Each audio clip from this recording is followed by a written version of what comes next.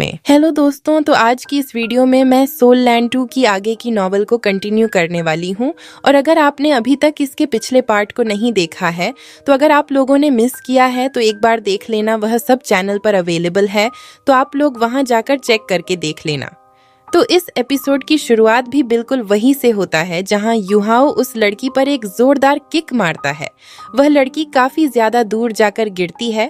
फिर हमें जून को दिखाया जाता है जो कि उठकर खड़ा होती है और अपनी सेकंड सोल रिंग स्किल को यूज करता है जिसका नाम स्टारलाइट साइन था। और वह इस टाइम में काफी ज्यादा ही गुस्से में होती है और वह गुस्से से अपने मन में सोचती है, आखिर इस रीपसंद की हिम्मत कैसे हुई मुझे सडन अटैक करने की। मैं इस बंदे को कभी भी माफ नहीं करूंगी। वो तो यह सोच ही रही थी जबकि कुछ ही टाइम में उसकी एक्सप्रेशन पूरी तरीके से हैरानी में बदल जाती है क्योंकि उसे पता चलता है कि उसकी स्टारलाइट साइन अटैक युहाओ के ऊपर काम ही नहीं कर रहा है। फिर हमें युहाओ को दिखाया जाता है जो जयन के ऊपर बिल्कुल भी इजी नहीं जाता, बल्कि वह अपनी तरफ से पूरी पावर को यूज करता है और वह इंटेंटली जयन के काफी करीब पहुंचता है। हमें दाई लोली को दिखाया जाता है जो चिल्लाते हुए जो यून को कहता है, यून तुम उसके साथ नहीं लड़ सकती हो, इसलिए हार मानो। दाई लोली तो ऐसे ही जयू को हार मानने के लिए कह रहा था जबकि जून उसके बातों को सुने बिना दोबारा से युहाओ के ऊपर अटैक कर देती है और उसने इस बारी third cell ring skill start bust को यूज किया था। लेकिन उसके इस अटैक को देखकर यहाँ बिल्कुल भी नहीं घबराता है। फिर यहाँ राइट हैंड को जून की तरफ पॉइंट करता है और इसी के साथ वो कंट्रोलिंग क्वीन कैचिंग ड्रैगन को यूज करता है। और गाइस यहाँ पहले ही समझ गया था कि जयन स्टार लो एम्पायर की यंगेस्ट प्रिंसेस है और इसके पास कोई भी फाइटिंग एक्सपीरियंस नहीं है। और आखिर किसे ही पता था कि जयन मिलिट्री में इंटरेस्टेड होगी। और उससे भी बढ़कर उसने काफी ज्यादा ही मने से मिलिट्री आर्मी में ही बिता चुकी है और वह अभी तक भी अपने घर में लौटने के बारे में नहीं सोच रही है।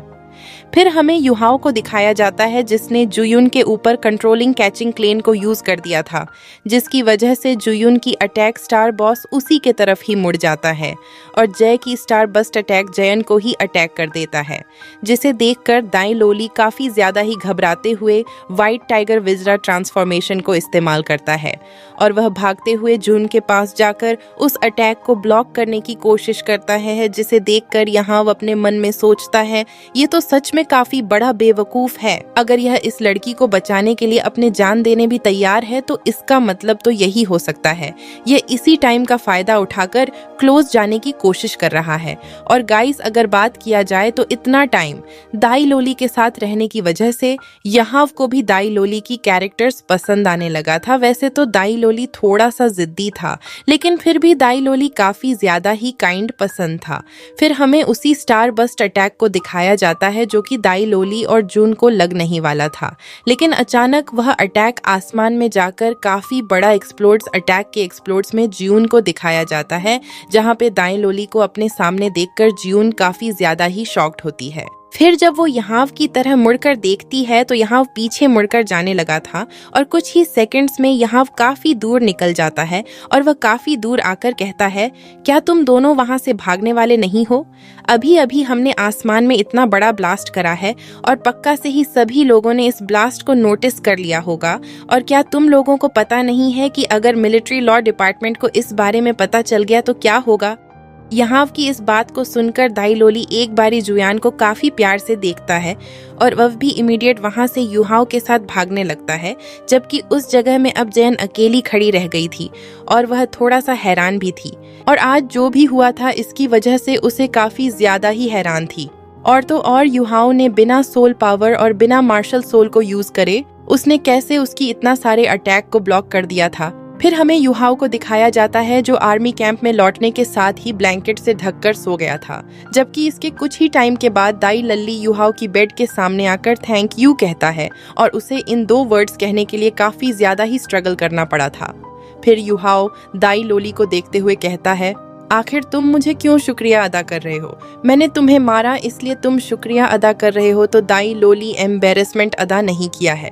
फिर यहाँ दाई लोली को कहता है, तो ठीक है, तुम यहाँ से जाकर मेडिटेटर करो ताकि तुम जितना हो सके उतना जल्दी पावरफुल बन सको और जितना हो सके उतना जल्दी तुम मुझे हरा सको और मेरा पीछा छूटा सको।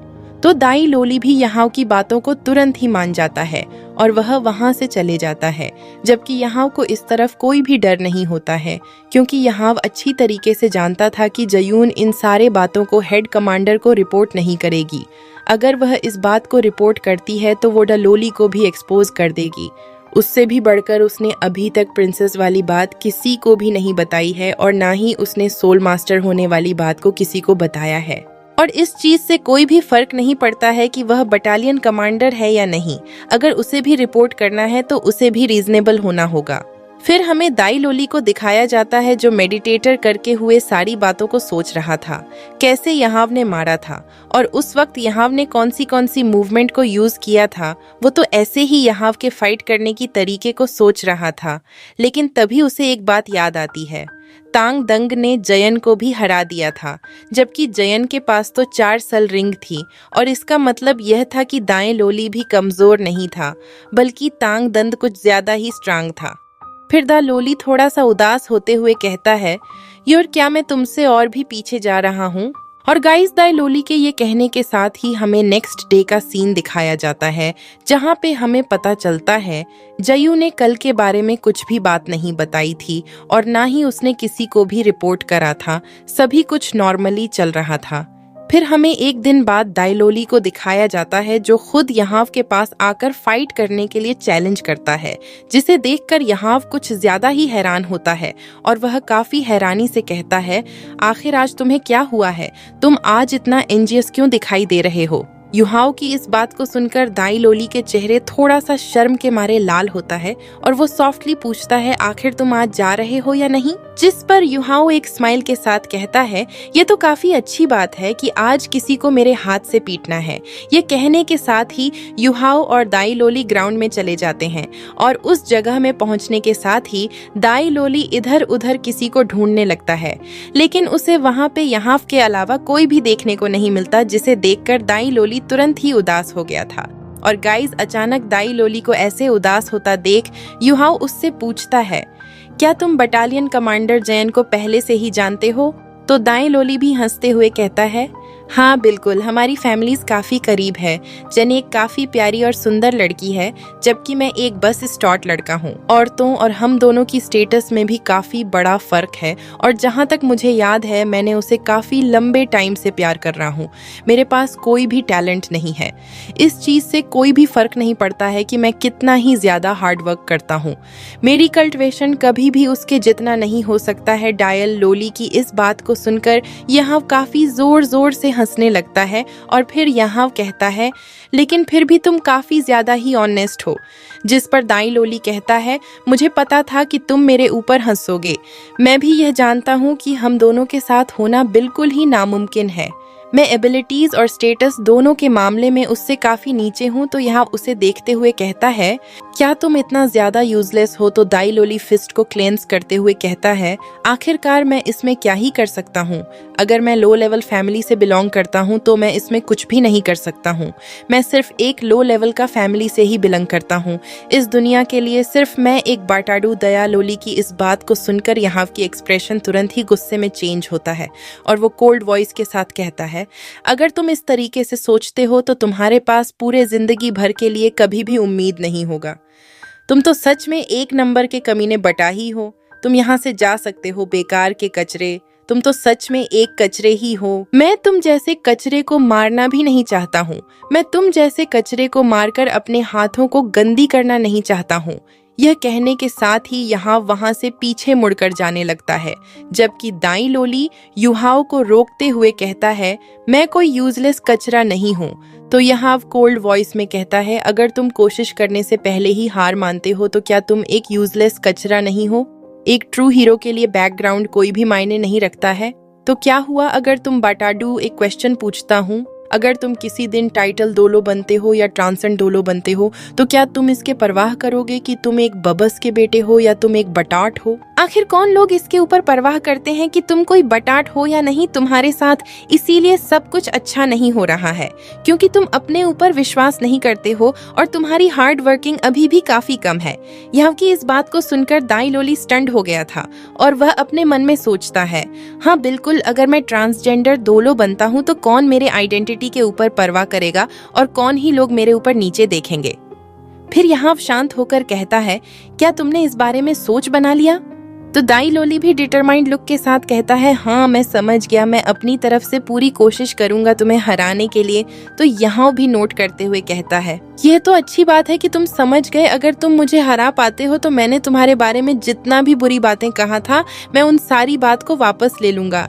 अगर तुम मुझे हरा नहीं पाए तो तुम तब तक यूजलेस कचरा रहोगे जब तक तुम मुझे हरा नहीं दोगे। ये कहने के साथ ही दोनों ही ग्राउंड में चले जाते हैं। और गाइस, अगर बात किया जाए तो यहाँ को दाई लोली यानी युहाओ की यंगर ब्रदर को सिखाना काफी ज्यादा ही मुश्किल हो रहा था, लेकिन आज उसे काफी ज्यादा ही अच्छा महसूस हो रहा था।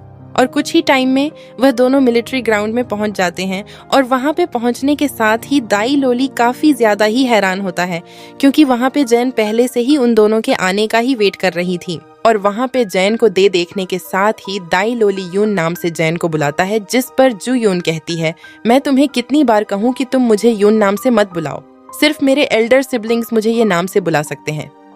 जयन की इस बात को सुनकर दाई लोली हिल प्लेस दिखाई दे रहा था, जबकि जयन कल की बैटल को याद करती है जब दाई लोली ने बिना एजिटेटर फिर जयन दा लोली से पूछता है, क्या तुम दोनों यहाँ पे हमेशा ट्रेनिंग करने के लिए आते हो और आखिरकार इसके साथ क्या है? आखिर ये बंदा इतना ज्यादा पावरफुल कैसे है? और तो और इसके पास अभी तक मार्शल सोल भी नहीं है, आखिर ये इतना ज्यादा पावरफुल कैसे हो सकता है? जैन की इस बात को सुनकर दाई लोली थोड़ा सा स्माइल करते हुए कहता है, अगर मुझे इन सारी बातों के बारे में पता होता तो क्या मैं रोज इससे पिटाई खाता? तो जैन कहता है, यूजलेस, आज भी मैं इसके साथ लड़ाई करूंगा। कल तो मैं थोड़ा सा केयरलेस वीडियो, तुम्हें कल की तरह प्रोटेक्ट करने के लिए ह्यूमन शील्ड नहीं चाहिए होगी।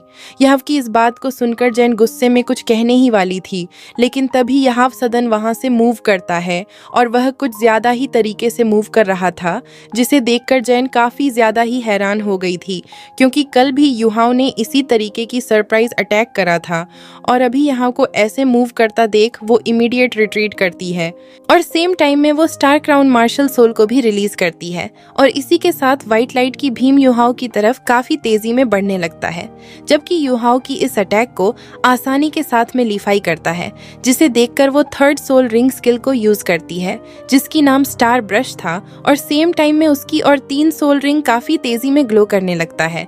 और इसे देखकर कहना मुश्किल हो गया था कि अब जयन कौन सी एबिलिटीज को यूज करने वाली है और गाइस देखते ही देखते जयन की अटैक स्टार ब्रस्ट ब्लास्ट होती है, जिसे देखकर उसे राहत महसूस होता है और उसे ऐसा लगता है कि स्टार ब्रस्ट अटैक ने यहाँ को घायल कर दिया होगा। और इसी के साथ हमारा एपिसोड यहीं पर एंड हो जाता है। यदि अगर आप लोगों को वीडियो अच्छा लगा हो तो प्लीज वीडियो को लाइक करके चैनल को सब्सक्राइब जरूर करना।